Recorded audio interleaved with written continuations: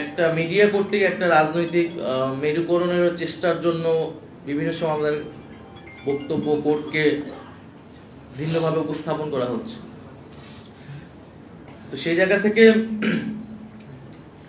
আমরা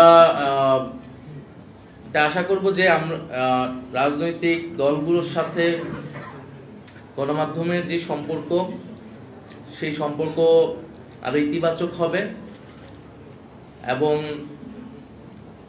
যে মুক্ত গণমাধ্যমের প্রতিশ্রুতি আমরা সকলেই দিচ্ছি, সেটি আসলে আরো কিভাবে কার্যকর করা যায় সেই বিষয়ে আমরা যদি আরো বাস্তবিক অর্থে আরো খোলামেলা আমরা নিজেদের মধ্যে আলোচনা করতে পারি, সেই রূপরেখা তৈরি করতে পারি, এটি আমাদের জন্য ভালো হবে।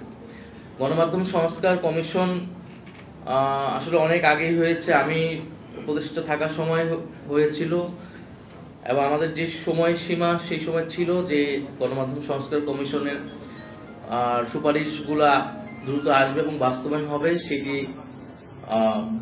অনাকাঙ্ক্ষিতভাবে অনেক দেরি করছে। তা আমি মনে করি যে সেটি দ্রুত হওয়া উচিত, কারণ সেই সংস্কারের রূপরেখাগুলো আসলে এবং বাস্তবায়ন হওয়া শুরু করলে আমরা আসলে বলতে পারবো যে জুলাই গণঅভ্যুত্থানের পরে আসলে গণমাধ্যমের পরিবর্তনটা দৃশ্যমান হচ্ছে। গণমাধ্যমে যেই মালিকানার বিষয়টা আসছে, আমরা এটা সমর্থন করি যে মালিকানার বিষয়টা সুস্পষ্ট হওয়া উচিত।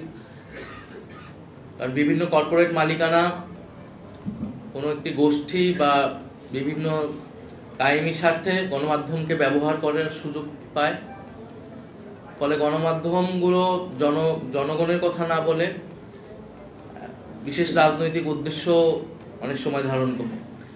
সে জায়গায় রাজনৈতিক দলগুলোকে যেরকম তাদের অর্থনৈতিক স্বচ্ছতার জন্য এই সময়ে অ্যাকাউন্টেবল করা হচ্ছে, আমাদেরকে অ্যাকাউন্টেবল করা হচ্ছে, একইভাবে মিডিয়ার যে আয়ের, গণমাধ্যমে যে বিনিয়োগের উৎস, মালিকানা, একটি কর্পোরেট মালিকানা কতটি পত্রিকা থাকতে পারবে সে বিষয়ে আমাদের সুস্পষ্ট নীতিমালা প্রয়োজন।